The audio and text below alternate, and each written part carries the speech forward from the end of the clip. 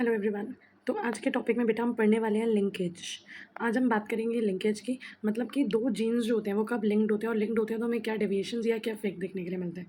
Linkage जो था वो बेटा डिस्कवर करा था डब्ल्यू बेटसन ने एंड सर आर पुनेट।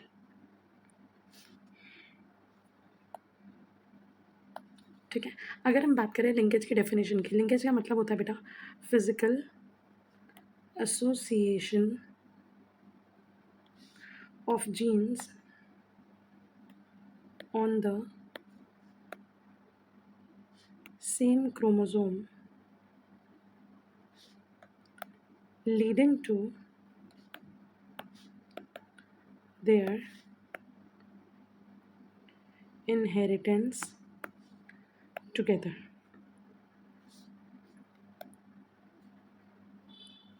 मतलब कि बेटा फिजिकल एसोसिएशन मतलब कि एक ही क्रोमोसोम के ऊपर दो जीन्स लेट्स से ए और बी इतने क्लोज प्रेजेंट है, इतने पास प्रेजेंट है कि ये जब भी ट्रांसफ़र होंगे तो ट्रांसफ़र होने के बाद ये दोनों हमेशा साथ में ही इनहेरिट होंगे, ये दोनों सेपरेट नहीं होंगे। ठीक है, अगर हम इसकी बात करें तो हम कंसिडर कर सकते हैं कि linkage is an exception to law of independent assortment. Linkage जो है बेटा वो लॉ ऑफ इंडिपेंडेंट असॉर्टमेंट के लिए एक एक्सेप्शन है। तो आगे बढ़ने से पहले फटाफट से एक ओवरव्यू देखेंगे कि लॉ ऑफ इंडिपेंडेंट असॉर्टमेंट में क्या था। तो बेटा लॉ ऑफ इंडिपेंडेंट असॉर्टमेंट की अगर हम बात करें, लॉ ऑफ इंडिपेंडेंट असॉर्टमेंट ये मेंडेलियन जेनेटिक्स का पार्ट है। ये कब आया था? जब हमने डाई हाइब्रिड क्रॉस पढ़ा था। अगर आप लोगों को डाई हाइब्रिड क्रॉस पता हो तो उसके अंदर हमने बेटा क्या पढ़ा था, जो पी प्लांट थे, जैसे for example round and yellow seed वाले पी प्लांट को जब क्रॉस करा गया रिंकल्ड और ग्रीन सीड्स पी प्लांट के साथ, ठीक है, तब हमें क्या देखने के लिए मिला? F1 जनरेशन में तो बेटा हमेशा सारे ही डोमिनेंट होते हैं, सिर्फ हमें मेनली डोमिनेंट करेक्टर नज़र में आता है। ठीक है, तो F1 जनरेशन के अंदर हमें क्या देखने के लिए मिला था? F1 जनरेशन के लिए अंदर बेटा हमें मिला था राउंड एंड येलो सीड्स, मतलब जो सारे ही सीड्स थे वो राउंड थे और येलो थे। ठीक है, लेकिन अगर बात आती है F2 जनरेशन की, जब हमने कहा F2 जनरेशन कैसे आती है? F1 की क्रॉसिंग करवा के। जब F1 की क्रॉसिंग करवाई तो हमने देखा बेटा कि F2 जनरेशन के अंदर, just a second, F2 generation के अंदर हमें जो ऑफस्प्रिंग्स मिले, जो ट्रेट्स मिले, उसमें round and yellow, round and green, wrinkled yellow, wrinkled green, ये सारे ट्रेड्स हमें देखने के लिए मिले। अब इसका रेशियो था 9:3:1, मतलब हमारे पास जो रेशियो था वो था 9:3:3:1। अब इसमें बेटा हमारे पास दो ट्रेड्स ऐसे थे जो पेरेंटल थे, मतलब ये जो करेक्टर था वो पेरेंटल था, ये वाला जो करेक्टर भी था वो पेरेंटल था, और ये जो दोनों करेक्टर्स जो थे वो हमारे पास थे रिकॉम्बिनेंट, मतलब कि हाइब्रिड्स, क्योंकि क्रॉसिंग ओवर में जीन एक्सचेंज होता है। तो हम यही कह रहे हैं कि अगर यहाँ पे राउंड है और येलो है और इसको हम क्रॉस कर रहे हैं रिंकल और ग्रीन के साथ, तो ज़रूरी नहीं है कि ये दोनों जीन्स एक साथ ही जाएं। लॉ ऑफ इंडिपेंडेंट असॉर्टमेंट क्या बोलता है कि ये दोनों एक दूसरे से सेपरेटली काम करेंगे। ये दोनों, अगर कोई सीड राउंड होगा तो ज़रूरी नहीं है कि वो येलो भी हो। ठीक है, this was law of independent assortment. लेकिन अब लिंकेज क्या बोलते हैं? अब अगर मान लो बेटा ये आर और वाई, ये जो दो जीन्स हैं, एक second, this is R and this is Y, अगर ये जो दो जीन्स है ये एक दूसरे के इतनी पास है कि ये लिंक्ड है, तो मतलब कि अगर कोई प्लांट राउंड होगा तो येलो भी होगा, क्योंकि अगर राउंडनेस का जीन गया तो येलो कलर का जीन भी साथ में ही गया, क्योंकि ये दोनों जीन एक दूसरे के साथ लिंक्ड है, तो ये दोनों जीन्स एक दूसरे से सेपरेटेड नहीं है, they will be inherited together. ठीक है, so this is a basic overview of linkage. अब अगर हम बात करते हैं तो बेसिकली लिंकेज है क्या? लिंकेज का मतलब है tendency of genes to be inherited together as they are located very close to each other, क्योंकि वो जीन्स एक दूसरे के बहुत पास में है इसलिए वो लिंक्ड है और वो एक साथ ही इनहेरिट होंगे। ठीक है, तो अब इससे रिलेटेड नेक्स्ट चीज़ आ जाती है बेटा, what are the factors affecting linkage? What are the factors affecting linkage. Linkage को अफेक्ट करने वाले बेटा मेन तो दो फैक्टर्स हैं, एक है distance between the genes, distance between the genes, मतलब कि अगर हमने देखा कि एक जीन है यहाँ पे ए, एक जीन यहाँ पे बी, अगर इनके बीच में डिस्टेंस ज़्यादा है तो इनकी जो लिंकेज होगी, जो लिंकेज होने के चांसेस है वो कम हो जाते हैं, क्योंकि हमने कहा लिंकेज कब होगी, when the genes are close to each other, लेकिन ये एक दूसरे के पास में नहीं है, एक दूसरे के दूर है। इसका मतलब अगर डिस्टेंस इंक्रीज होगा तो लिंकेज डिक्रीज होगी, और अगर लिंकेज डिक्रीज होगी तो दैट मीन्स कि हमारे पास जो रिकॉम्बिनेशन फ्रीक्वेंसी है, रिकॉम्बिनेशन फ्रीक्वेंसी जो है वो इंक्रीज हो जाएगी, मतलब कि रिकॉम्बिनेंट बनने के चांसेस जो है वो बढ़ जाएंगे। लेकिन अगर जीन्स एक दूसरे के बहुत पास है, ए और बी एक दूसरे के बहुत पास है, कि ये एक दूसरे से लिंक्ड है, तो मतलब कि ए और बी सेपरेट होंगे ही नहीं, ठीक है। जैसे अभी हमने देखा कि अगर राउंड और येलो लिंक्ड होंगे तो राउंड सीड कभी भी ग्रीन होगा ही नहीं, या रिंकल सीड कभी भी येलो होगा ही नहीं, तो राउंड और येलो ही रहेंगे। तो हमारे पास सिर्फ जो पेरेंटल ट्रेड्स है वही कंटिन्यू होंगे, और उसके बाद हमारे पास जो नए ट्रेड्स हैं वो नहीं बनेंगे, ठीक है। दूसरा फैक्टर आ जाता है बेटा क्रॉसिंग ओवर। क्रॉसिंग ओवर एक बहुत इंपॉर्टेंट पार्ट है। जब भी मियोसिस सेल डिवीजन होती है तो उसके अंदर जो दो क्रोमोसोम्स है वो एक दूसरे के साथ क्रॉस ओवर करते हैं, मतलब कि अगर हम इसको ऐसे दिखाएं, लेट्स से एक ये क्रोमोसोम है और दूसरा क्रोमोसोम ये है, ठीक है।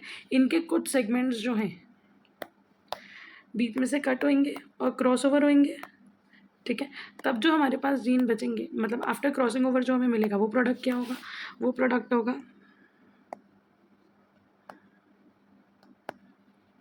इनके सेगमेंट्स इंटरचेंज हो गए। अब I am not getting into the detail of crossing over. Crossing over में 1 पॉइंट 2 पॉइंट 3 पॉइंट बहुत सारे क्रॉसिंग ओवर हो सकते हैं, ठीक है। अब बेटा यहाँ पे क्या हुआ, ये सेगमेंट्स जो थे वो एक्सचेंज हो गए। सेगमेंट एक्सचेंज होने के बाद मान लो अगर दो जीन्स एक दूसरे के बहुत पास थे, और मान लो वो दो जीन एक साथ ही रहे, वो सेपरेट ही नहीं हुए, ठीक है, तो मतलब कि तब हमारे पास लिंकेज बनी रही, लिंकेज नहीं हुई। लेकिन अगर क्रॉसिंग ओवर बहुत ज़्यादा हो रही है, बहुत सारे पॉइंट्स पे क्रॉसिंग ओवर हो रही है, कि एक दूसरे के बहुत सारे जो सेगमेंट्स हैं वो एक्सचेंज हो रहे हैं, तो चांसेस हैं, देयर आर चांसेस कि ये जो सेगमेंट है वो एक दूसरे से सेपरेट हो गए, ठीक है।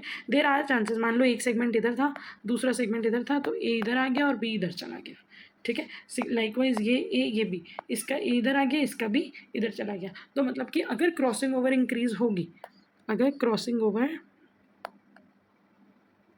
इंक्रीज होगी तो लिंकेज के डिक्रीज होने के चांसेस हैं। लेकिन ऐसा कुछ ज़रूरी नहीं है, इट इज़ जनरल प्रोबेबिलिटी, एक सर्टेन प्रोबेबिलिटी है जो हमें देखने को मिलती है, ठीक है। अब हम बात करते हैं बेटा हमारे नेक्स्ट टॉपिक की, which is types of linkage. Types of linkage. Type of linkage में हमारे पास पहले आता है कंप्लीट लिंकेज, और दूसरा होता है इनकम्प्लीट लिंकेज। अब complete linkage, as the name suggest, the genes are completely linked to each other and cannot be separated। Genes एक दूसरे से पूरे तरीके से लिंक्ड है और एक दूसरे से सेपरेट नहीं हो सकते, या फिर हम कह सकते हैं chances of separation during crossing over are very less या रेयर। क्रॉसिंग ओवर के टाइम पे भी ये जीन्स अलग होंगे, इसके चांसेस बहुत कम है, ठीक है। तो कंप्लीट लिंकेज के अंदर जीन्स जो है वो एक दूसरे से कंप्लीटली लिंक्ड है, वो एक दूसरे से सेपरेट नहीं हो रहे। लेकिन अगर हम यही बात करते हैं बेटा सेकेंड टाइप के, विच इज़ इनकम्प्लीट लिंकेज। अब incomplete linkage as the name itself suggest कि ये जो जीन्स है वो एक दूसरे से पूरे तरीके से लिंक नहीं है, ठीक है। तो मतलब कि इनकम्प्लीट लिंकेज में क्या होगा, the genes are linked but they can be separated during crossing over. Crossing over के टाइम में मियोसिस में जब सेगमेंट्स एक्सचेंज होते हैं क्रोमोसोम के, उस टाइम पे चांसेस हैं कि इनकी जो लिंकेज है वो टूट जाए, और ये जो जीन्स है जो क्रोमोसोम के ऊपर प्रेजेंट है ये एक दूसरे से अलग अलग हो जाए। तो इनकम्प्लीट में, या पार्शियल लिंकेज भी इसको बोलते हैं, वहाँ पे हमारे पास ये चांसेस होते हैं। Again talking about complete linkage. Complete linkage में बेटा हमने कहा कि जीन्स जो है वो एक दूसरे से सेपरेट नहीं होते, जो हमारी रिकॉम्बिनेशन फ्रीक्वेंसी है वो बहुत ज़्यादा कम हो जाती है। अगर हम इसका एक एग्जांपल समझने की कोशिश करें तो नॉर्मली क्या होता है, अभी हमने एक एग्जांपल डिस्कस करा था कि जिसमें राउंड एंड येलो सीड्स को हमने क्रॉस करा था रिंकल्ड एंड ग्रीन के साथ। राउंड एंड येलो एक डोमिनेंट कैरेक्टर है, तो ये कैपिटल आर कैपिटल वाई हुआ, ये स्मॉल आर स्मॉल वाई हुआ। F1 जनरेशन जो होती है वो पूरा डोमिनेंट कैरेक्टर होता है, that means round and yellow. इसमें लेकिन जो जीनोटाइप होता है वो heterozygous, capital R small Y small Y. अब बेटा नॉर्मल कंडीशन में जब देयर इज़ नो लिंकेज, तो अगर हम इसके गैमीट्स बनाने की कोशिश करें, अगर हम यहाँ पे देखें इसके गैमीट्स, तो हमें 4 टाइप के गैमेट्स मिलेंगे, capital R Y, capital R small R small R capital Y, ठीक है। लेकिन अगर देखो हमारे पास क्या था, एक था कैपिटल आर कैपिटल वाई, एक पे क्या है स्मॉल वाई। अगर ये दो जीन्स एक दूसरे से लिंक्ड है तो उस केस में ये 4 गैमेट्स नहीं बनेंगे। If there is complete linkage, अगर यहाँ पे लिंकेज है तो हमारे पास जो गैमेट्स बनेंगे वो होंगे capital R capital Y small Y. सिर्फ हमारे पास बेटा ये 2 टाइप के गैमेट्स बन रहे हैं, ठीक है। अब आप अज्यूम करके देखो, अगर हम इनकी सेल्फिंग करवाते हैं तो क्या हमें सारे टाइप के करेक्टर्स मिलेंगे? नहीं मिलेंगे। आप चाहे तो आप इसका डायहाइब्रिड क्रॉस बना के देख लो, नहीं मिलेंगे। तो अब एक क्वेश्चन आता है कि चलो मान लो अगर सपोज करो हमें नहीं मिले, तो how do we check that there is a linkage? क्योंकि बेटा ये तो नहीं हम मान सकते कि हमेशा लिंकेज, क्योंकि बहुत सारी और भी क्रोमोसोमल एबनॉर्मेलिटीज़ हो सकती हैं। मे बी क्रोमैटिड किसी वजह से सेग्रीगेट ही नहीं हुए, इसीलिए वो जीन्स एक ही तरफ चले गए, अलग अलग नहीं हुए। तो वहाँ पे रीज़न क्या है? क्या वो जीन्स पहले से लिंक्ड थे? हम कैसे चेक करेंगे कि वहाँ पे लिंकेज है या नहीं? तो इसका आंसर है बेटा टेस्ट क्रॉस में हम क्या करते हैं कि जो भी एक हेट्रोजाइगस पेरेंट है या एक हेट्रोजाइगस ऑर्गेनिज्म है, हम उसको क्रॉस करते हैं डबल रिसेसिव पेरेंट के साथ। अब हमारे पास हेट्रोजाइगस बेटा यहाँ पे क्या प्रेजेंट था? हमारे पास यहाँ पे हेट्रोजाइगस में प्रेजेंट है capital R capital Y small Y, और डबल रिसेसिव मतलब स्मॉल वाई। यहाँ पे हमने कहा इनके पहले गेमीट्स बनेंगे, क्योंकि ये जीन लिंक्ड है तो हमारे पास गेमीट सिर्फ 2 टाइप के हैं, capital R capital Y small Y. लेकिन यहाँ पे स्मॉल आर स्मॉल वाई ये तो एक ही है। अगर आप इसका पुनेट स्क्वायर बना के देखो, जस्ट अ सेकेंड, अगर आप यहाँ पे इसका स्क्वायर मेथड बना के देखो, ये बेटा capital R capital Y small R small Y हमें यहाँ पे क्या मिला? Capital R capital Y small Y, capital R capital Y small Y, small R small Y small Y. अब यहाँ पे बेटा ये जो करेक्टर है ये वाले हमारे पास 100% पेरेंट है, क्योंकि ये हमारे पास क्या आ गए? राउंड एंड येलो सीड्स, और ये हमारे पास क्या आ गए? Wrinkled and green. अगर हमें टेस्ट क्रॉस में सिर्फ और सिर्फ ओनली पेरेंटल करेक्टर्स मिले, ठीक है, हमें कोई रिकॉम्बिनेंट मिल ही नहीं रहे, तो उसका मतलब है कि ये जो जीन्स है वो एक दूसरे के साथ कंप्लीटली लिंक, ठीक है। तो ये क्या था? दिस वाज बेटा अबाउट द टेस्ट क्रॉस, कि अगर हमें चेक करना हो तो हम कैसे चेक करते हैं? टेस्ट क्रॉस की हेल्प से। हमने डबल जो हेट्रोजाइगस था उसको हमने क्रॉस किसके साथ करवाया? डबल रिसेसिव पेरेंट के साथ, ठीक है। तो नॉर्मली क्या होता है? नॉर्मली बेटा हमारे पास जब F2 जनरेशन होती है, ठीक है, अगर हमारे पास F2 जनरेशन है वो भी किसी ऐसे करेक्टर की जो लिंक्ड है, तो जो हमारा नॉर्मल रेशियो है 9:3:3:1, ये हमें नहीं मिलेगा। उस केस में जब लिंक्ड है जीन्स तो हमारा जो F2 रेशियो हो जाएगा वो हो जाएगा 3:1, मतलब कि 3 जो था वो हमें मिल जाएगा कंप्लीटली डोमिनेंट वाला करेक्टर, और 1 जो है वो हमें मिल जाएगा डबल रिसेसिव वाला करेक्टर, ठीक है। लेकिन यहाँ पे जो रिकॉम्बिनेंट्स फॉर्म होंगे वो recombinants again I am repeating कि कितने होंगे? 0, क्योंकि वहाँ पे हमारे पास रिकॉम्बिनेंट्स बनेंगे ही नहीं। तो आपको ये चीज़ याद रखनी है कि रिकॉम्बिनेंट्स नहीं बनते अगर कंप्लीट लिंकेज है। हम कैसे चेक करते हैं? हम ये चेक करते हैं कि टेस्ट क्रॉस से। अगर टेस्ट क्रॉस में हमारे पास सिर्फ 100% पेरेंटल करेक्टर्स आ रहे हैं तो मतलब कि वो जीन्स लिंक्ड थे। अगर नॉर्मल कंडीशन होती है, अगर the genes are not linked, ठीक है, तो उस केस में बेटा हमें 50% पेरेंटल ट्रेट मिलता है और 50% हमें रिकॉम्बिनेंट मिलते हैं। तो वहाँ पे ना हमारे पास 1:1 का रेशियो होता है among the parental trait and among the recombinants, ठीक है। लेकिन यहाँ पे ऐसा नहीं हो रहा, ओके जी। Comes the next thing which is very important. Next चीज़ जो हमारे लिए बहुत इंपॉर्टेंट है वो है बेटा एग्जाम्पल्स ऑफ लिंकेज। अगर हम बात करते हैं कंप्लीट लिंकेज की, तो कंप्लीट लिंकेज में बेटा वो जो मैंने राउंड एंड रिंकल वाला दिया वो लिंक्ड नहीं थे, it was just to explain you. लेकिन अगर हम बात करें कंप्लीट लिंकेज की तो वो हमें दिखता है किसमें, ड्रोसोफिला मेलानोगास्टर में। ठीक है, ड्रोसोफिला मेलानोगास्टर के अंदर अगर हम क्रॉस करते हैं ब्लैक बॉडी पर्पल आई, ड्रोसोफिला को क्रॉस करते हैं वाइल्ड टाइप के साथ। वाइल्ड टाइप मतलब जो इसका डोमिनेंट ट्रेट होता है, डोमिनेंट बेटा इसका होता है ग्रे बॉडी एंड रेड आई। ठीक है, तो F1 जनरेशन में हमें सेम मिला, F1 जनरेशन में ऑल डोमिनेंट होते हैं, मतलब कि ऑल वाइल्ड। तो यहाँ पे बेटा हमें क्या मिल रहे हैं, यहाँ पे हमें मिल रहे हैं सारे ग्रे बॉडी एंड रेड आई। ठीक है, फिर हमने क्या करा, फिर हमने इसकी सेल्फ पॉलिनेशन कराई। जब हमने इसकी सेल्फ पॉलिनेशन कराई तो हमने क्या देखा, जो F2 जनरेशन थी, F2 जनरेशन में देयर आर नो रिकॉम्बिनेंट्स, यहाँ पे कोई भी रिकॉम्बिनेंट्स नहीं प्रेजेंट, यहाँ पे सिर्फ और सिर्फ पेरेंटल ट्रेट प्रेजेंट है। ठीक है, सिर्फ और सिर्फ क्या प्रेजेंट है, पेरेंटल ट्रेट प्रेजेंट है। तो यही चीज़ हमने देखी, हमने इसको टेस्ट क्रॉस करवा के जब देखा, अगर हमने इसको टेस्ट क्रॉस करवाया, जो F1 जनरेशन के अंदर हमें ऑर्गेनिज्म मिला था, हमने उसको एक डबल रिसेसिव के साथ हमने उसको करेक्ट कराया, मतलब क्रॉस कराया। डबल रिसेसिव ट्रेट बेटा कौन सा है हमारे पास, यहाँ पे डबल रिसेसिव है ब्लैक बॉडी पर्पल आई। ठीक है, तो टेस्ट क्रॉस में हमें 50% मिले डोमिनेंट वाले वाइल्ड टाइप, 50% हमें मिले double recessive that is black body purple eye. मतलब कि हमें सिर्फ और सिर्फ क्या मिला बेटा, हमें सिर्फ और सिर्फ जो पेरेंटल ट्रेट थे वो मिले, हमें यहाँ पे recombinant, no recombinants were present. तो ये एग्जाम्पल बच्चे हो जाता है हमारा किसका, कंप्लीट लिंकेज का। यही अगर हम बात करें इनकम्प्लीट लिंकेज की, क्योंकि एग्जाम्पल बहुत इंपॉर्टेंट है। अगर हम बात करें इनकम्प्लीट लिंकेज की, तो इनकम्प्लीट लिंकेज में हमारे पास एग्जाम्पल आ जाता है स्वीट पी का। किसका, स्वीट पी। स्वीट पी में बेटा क्या होता है, स्वीट पी के अंदर पर्पल फ्लावर को अगर हम क्रॉस करवाते हैं, पर्पल फ्लावर और लॉन्ग ग्रेन को अगर हमने क्रॉस करवाया रेड फ्लावर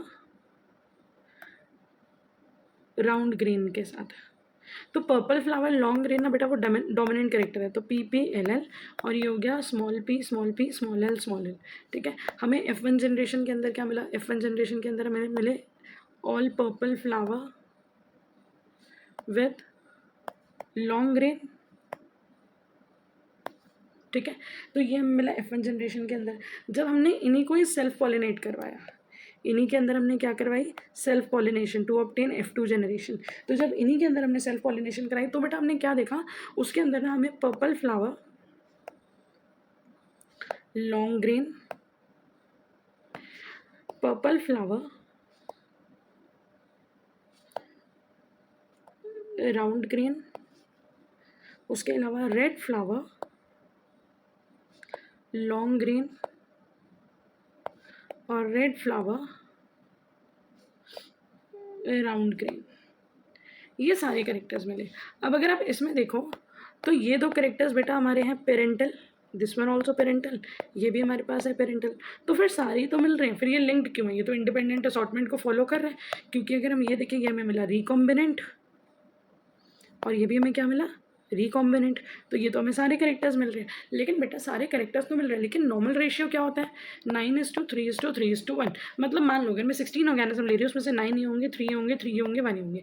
लेकिन ये जो क्रॉस था वो वहाँ पे नहीं फॉलो हो रहा था, ये रेशियो वहाँ पे नहीं फॉलो हो रहा था। हमें मिले 7:1:1:7, मतलब 7 पेरेंटल, 7 पेरेंटल, सिर्फ 2 रिकॉम्बिनेंट।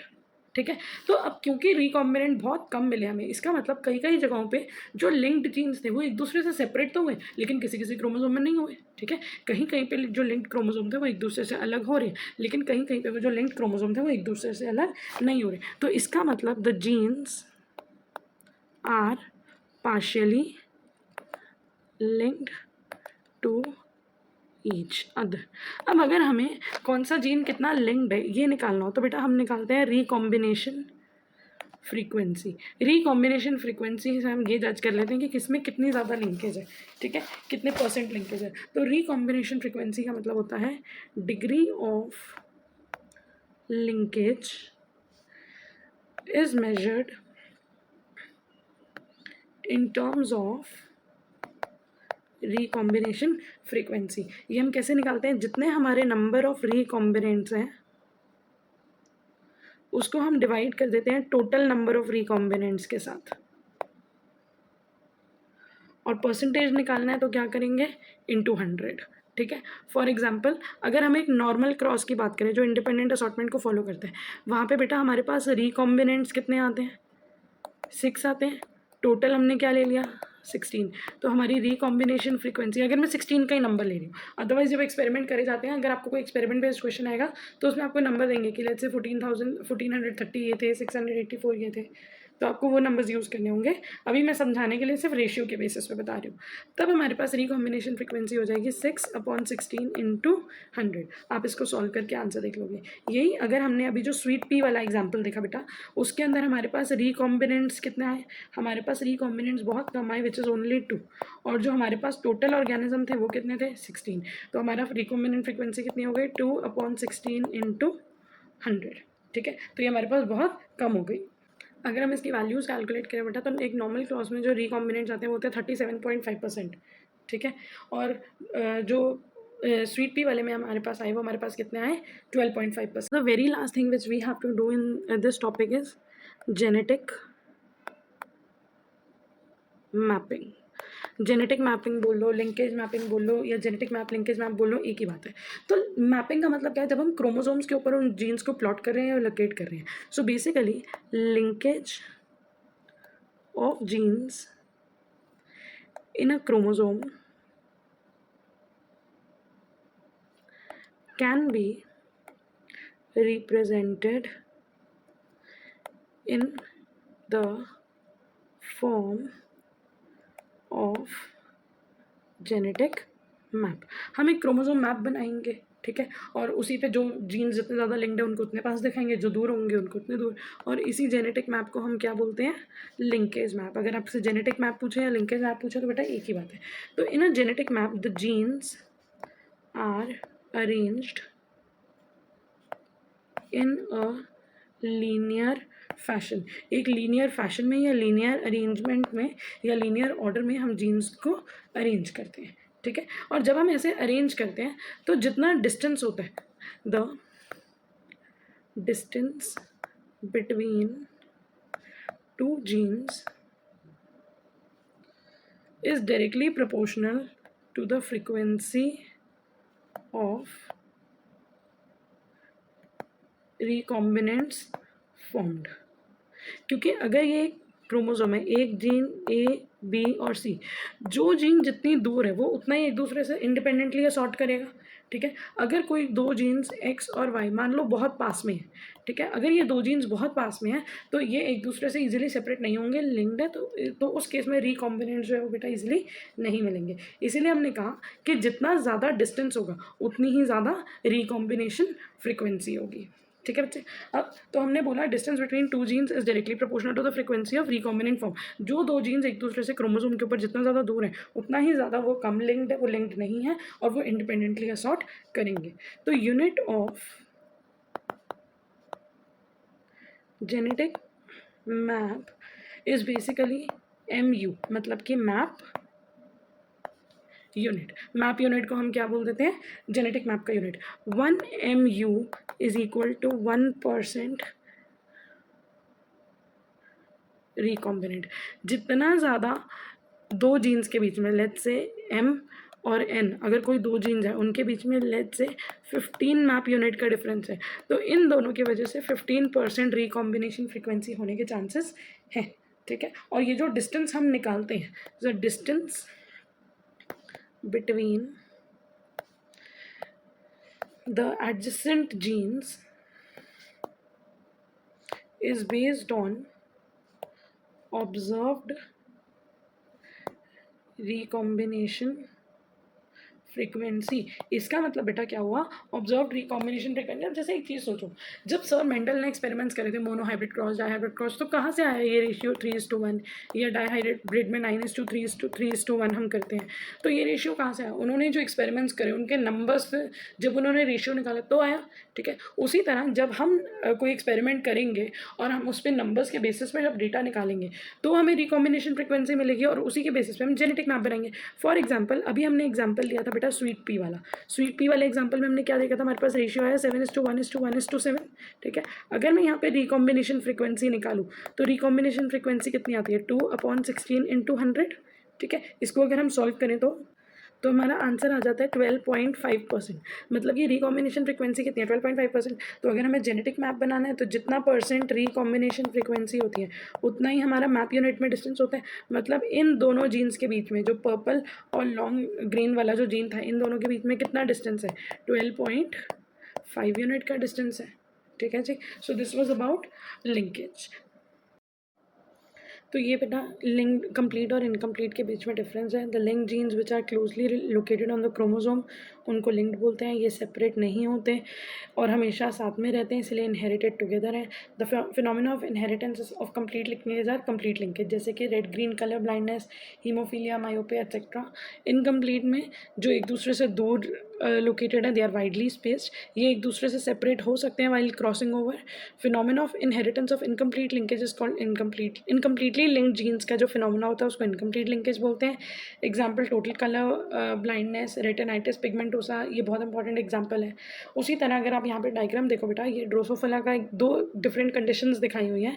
अगर हम ब्लैक बॉडी पर्पल आई को ग्रे बॉडी रेड आई के साथ, ये बेटा रिसेसिव कैरेक्टर है, जो हम यहाँ पे आपको टेस्ट क्रॉस दिखा रहे हैं। ठीक है, यहाँ पे आपको क्या शो कर रहे हैं, टेस्ट क्रॉस। हमने एक डबल रिसेसिव पेरेंट लिया, और जो F1 जनरेशन में हमें मिलता है ग्रे बॉडी रेड आई, जो डबल हेट्रोजाइगस है, हमने पहले उसके गेमेट फॉर्मेशन करे, उसके बाद देखा कि हमें कोई रिकॉम्बिनेंट मिल ही नहीं रहे। हमें या तो ब्लैक बॉडी पर्पल आई मिल रहा है या ग्रे बॉडी रेड आई मिल रहा है, सिर्फ और सिर्फ पेरेंटल ट्रेट मिल रहे हैं। तो जब पेरेंटल ट्रेट सिर्फ और सिर्फ 1:1 की रेशियो में मिलते हैं तो वो कंप्लीट लिंकेज होता है। अगर यही जीन्स आप मान लो कि अगर ये जीन्स इनकम्प्लीटली लिंक्ड होते तो हमारा टेस्ट क्रॉस कैसा होता, हमने डबल रिसेसिव पेरेंट लिया, that is black body purple eye, और हेट्रोजाइगस जो हमें F1 जनरेशन में मिलता है ग्रे बॉडी रेड आई, अगर हमने उनको क्रॉस करा तो बेटा जो हमारे पास सेकेंड मतलब जो भी हमारे पास क्रॉस आ रहा है उसमें आप देखो ग्रे बॉडी रेड आई, ग्रे बॉडी रेड आई कौन सा है, ये वाला करेक्टर जो डबल डोमिनेंट है। फिर ब्लैक बॉडी पर्पल आई जो डबल रिसेसिव है, और रिकॉम्बिनेंट मतलब कि ब्लैक बॉडी रेड आई और ग्रे बॉडी पर्पल आई। ठीक है, ये रिकॉम्बिनेंट हमें कितने मिल रहे हैं, 3%। तो इनकम्प्लीट लिंकेज के अंदर हमें जो रिकॉम्बिनेंट्स है वो मिलते हैं, लेकिन उनकी जो फ्रीक्वेंसी होती है वो नॉर्मल क्रॉस के कंपैरेटिवली बहुत कम होती है। ठीक है, तो अगर दो जीन्स अलग अलग क्रोमोसोम पे प्रेजेंट है, लेट्स से ए और बी, या दो जीन्स एक ही क्रोमोसोम पे प्रेजेंट है लेकिन उनके बीच में डिस्टेंस बहुत ज़्यादा है, तो उस केस में बेटा हमें लिंकेज नहीं नज़र आएगी, no linkage will be there, they won't be linked. तो वहाँ पे हमें सारे कैरेक्टर्स इक्वली, जो गेमीट्स हैं वो चारों टाइप के गेमीट फॉर्मेशन हमें नज़र आती है। ठीक है, if it is capital A capital B small b, sorry capital A capital B small b, तो हमें capital A B capital A small a capital B, चारों टाइप की गेमीट फॉर्मेशन नज़र आएगी। लेकिन अगर जो जीन्स वो एक दूसरे से लिंक्ड है, एक दूसरे के आसपास है, ठीक है, तो capital A capital B small b, लेकिन ये जो जीन्स थे ए और बी ये एक दूसरे के बहुत पास है, तो ये सेपरेट नहीं होंगे। तो इस केस में जो हमें गेमीट मिलेंगे वो ज़्यादातर क्या मिलेंगे, capital A capital B small b, ये दोनों इकट्ठे ही रहेंगे, तो ये हमें सिर्फ पेरेंटल ही मिलेगा। लेकिन अगर इनकम्प्लीट लिंकेज है, मान लो ये इतनी क्लोज नहीं है और यहाँ पे सिर्फ इनकम्प्लीट लिंकेज हो रही है, तो इसके अलावा जो रिकॉम्बिनेंट जीन्स होते हैं वो भी हमें मिलेंगे, कैपिटल ए कैपिटल बी, लेकिन उनका परसेंटेज बहुत कम होगा। ठीक है, तो ये एक एग्जांपल आपको दिखाया हुआ है जिसके अंदर इनकम्प्लीट लिंकेज, हमने अभी कंप्लीट लिंकेज और इनकम्प्लीट लिंकेज के एग्जांपल देखे थे। यहाँ पे हम एक बार एग्जांपल देख रहे हैं इनकम्प्लीट लिंकेज का। इनकम्प्लीट लिंकेज के अंदर हमने बेटा वाइल्ड टाइप ड्रोसोफिला लिया और ब्लैक बॉडी वेस्टिजियल विंग्स वाला ड्रोसोफिला लिया। ठीक है, अगर जो वाइल्ड टाइप होता है, वाइल्ड टाइप कैसा होता है, ग्रे बॉडी और रेड आई लॉन्ग विंग्स। ठीक है, तो हमने यहाँ पे क्या करा, हमने देखा कि जो ब्लैक बॉडी वेस्टिजियल है, आप देखो अगर आपको आइडेंटिफाई नहीं हो पाएगा, आप देखो ये स्मॉल लेटर यूज़ करे हुए हैं, स्मॉल लेटर है तो बेटा ये वाला करेक्टर रिसेसिव है और ये वाला करेक्टर डोमिनेंट है। तो F1 जनरेशन जो हुई उसके अंदर तो हमें सारे हेट्रोजाइगस कंडीशन मिली। फिर उसके बाद जो F2 हुआ, जो हमारे सेकेंड जनरेशन आई, सेकेंड जनरेशन के अंदर भी हमें ब्लैक और वेस्टिजियल भी मिल रहे हैं जो कि ये वाला ट्रेट है, वाइल्ड टाइप भी मिल रहा है जो कि ये वाला ट्रेट है, ग्रे और वेस्टिजियल भी मिल रहे हैं जो कि रिकॉम्बिनेंट है, ग्रे और वेस्टिजियल भी मिल रहे हैं, और ब्लैक और नॉर्मल विंग्स भी मिल रहे हैं, तो हमें रिकॉम्बिनेंट भी मिल रहे हैं। लेकिन नॉर्मली जो रेशियो होता है वो 9:3:3:1 होता है। आप ये सोचो, पेरेंटल जो दो पेरेंटल होते हैं, जो डबल डोमिनेंट और डबल रिसेसिव होता है, उनमें कितना फ़र्क होता है, ये सिर्फ 1 होते हैं, ये 9 होते हैं। लेकिन यहाँ पे जो पेरेंटल है उनका रेशियो देखो नियरली सेम सेम है, 944 965, तो ये पेरेंटली नियरली 1:1 के रेशियो में, और ये दोनों बहुत कम अमाउंट में होते हैं। ठीक है, तो इट शोज क्योंकि यहाँ पे रिकॉम्बिनेंट बन रहे हैं, तो ये लिंकेज जो होगी ना बेटा, ये पार्शियल या इनकम्प्लीट लिंकेज होगी। So there is one more cross जो मैंने आपके कन्वीनियंस के लिए लगाया, आपको जैसे समझ में, आप जीन्स की फॉर्म में लिखना चाहो जीन्स की फॉर्म में लिखो, नेम की फॉर्म में लिखना चाहो नेम की फॉर्म में लिखो। अगेन अगर हम ड्रोसोफिला लेते हैं grey body colour long wing वाला, तो ये बेटा क्या है, वाइल्ड टाइप, क्योंकि ये डोमिनेंट है। Black body colour vestigial wing, तो ये हमारा क्या है, रिसेसिव ट्रेट है। फर्स्ट जनरेशन में हमें मिले ग्रे बॉडी कलर और लॉन्ग विंग वाले। ठीक है, कौन से मिले, ग्रे बॉडी कलर और लॉन्ग विंग वाले। लेकिन अगर हम यहाँ पे हमने इसको करा black body colour vestigial wing के साथ क्रॉस करा, मतलब हम यहाँ पे क्या कर रहे हैं, टेस्ट क्रॉस कर रहे हैं। अगर हम टेस्ट क्रॉस कर रहे हैं तो हम देख रहे हैं हमारे पास पेरेंटल आ रहे हैं 83% और रिकॉम्बिनेंट आ रहा है सिर्फ और सिर्फ 17%। अगर एक टेस्ट क्रॉस नॉर्मल जो इंडिपेंडेंटली असॉर्ट हो रही हैं जीन्स जो लिंक्ड नहीं है, उसमें हमें बेटा रेशियो 50% पेरेंटल होता है, 50% रिकॉम्बिनेंट होता है। लेकिन यहाँ पे पेरेंटल ज़्यादा है, रिकॉम्बिनेंट कम है, इसका मतलब जो पेरेंटल जीन्स थे वो एक दूसरे के साथ लिंक्ड है। ओके बच्चे, आई होप बेटा आपको लिंकेज का टॉपिक समझ में आया होगा। सो thank you for watching. Keep studying. Do subscribe, like, and share the channel. And if you have any doubt, you can put that in comment section or drop an email. Thank you.